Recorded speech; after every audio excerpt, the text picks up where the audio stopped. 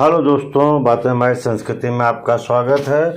आज हम चैनल के माध्यम से आपको ये बताने वाले हैं कि महाभारत का युद्ध 18 दिनों तक ही क्यों हुआ और आगे पीछे क्यों नहीं हुआ, इसके बारे में हम आपको बताएंगे। लेकिन इससे पहले एक बात और कहेंगे कि आप हमारे चैनल को लाइक एंड सब्सक्राइब करिए, पूरा वीडियो ज़रूर देखिएगा। तो महाभारत का युद्ध मित्रों कौरव और पांडव के बीच में हुआ, जो कि अधर्म और धर्म के लिए हुआ था। तो कौरव अधर्म का साथ दे रहा था और पांडव धर्म का साथ। यह युद्ध कुरुक्षेत्र के मैदान में हुआ था।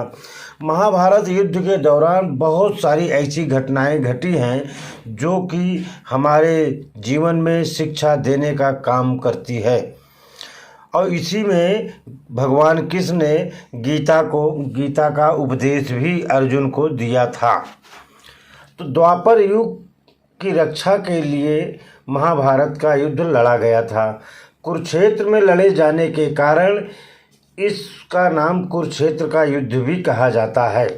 इस युद्ध की विशेषता यह रही कि इसमें भगवान श्री कृष्ण स्वयं अर्जुन के सारथी बने थे और यह युद्ध कुल 18 दिनों तक ही चला था। और इसके 18 दिनों तक चलने के पीछे एक खास कारण भी छुपा हुआ है और आज हम आपको इसी विषय पर बात करेंगे। तो महाभारत का युद्ध 18 दिनों की संख्या अत्यंत महत्व है। ऐसा इसलिए क्योंकि महाभारत ग्रंथ में कुल 18 अध्याय हैं और भगवान श्री कृष्ण ने कुरुक्षेत्र के मैदान में ही अर्जुन को 18 दिनों तक गीता का ज्ञान दिया था, मतलब गीता का उपदेश भी दिया था। महाभारत का युद्ध भी 18 दिनों तक ही चला, यहाँ तक कि इस युद्ध के अंत में कुल 18 लोग ही बचे थे। और महर्षि वेद व्यास जी ने गणेश जी की मदद से इस ग्रंथ का निर्माण भी 18 दिनों में ही किया था। ऐसा माना जाता है कि जब इस ग्रंथ का निर्माण हुआ था तब तक महाभारत का युद्ध नहीं हुआ था। महर्षि वेदव्यास जी ने अपनी दिव्य दृष्टि से इस युद्ध के पहले ही यह देख लिया था और यह लिखकर रच दिया था। श्री गणेश जी के द्वारा ये लिखा गया था। इसी कारण से महाभारत ग्रंथ के 18 अध्याय 18 दिन में लिखे गए थे, यानी एक अध्याय एक दिन में। और उसी अध्याय के अंतर्गत होने वाली घटनाएं भी घटित हुई हैं, जैसा कि महर्षि वेदव्यास जी ने गणेश जी की मदद से लिखा था। और इसको अगर हम सरल शब्दों में कह दें कि ग्रंथ के जिस अध्याय में जो घटनाएं हुई हैं वह असल में जब युद्ध हुआ तब भी वैसे ही घटनाएं घटित हुई जैसा कि गीता में लिखा हुआ था।